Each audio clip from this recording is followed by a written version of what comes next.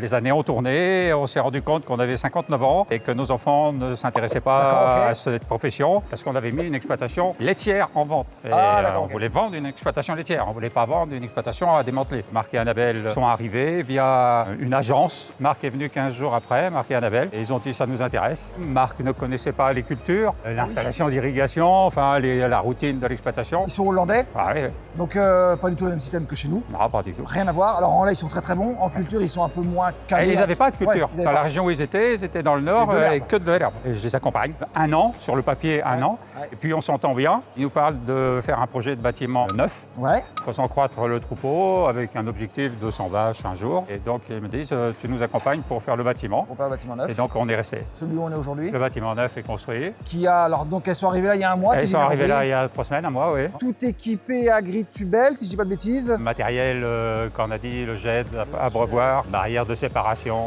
Oui, non, franchement, on est bien.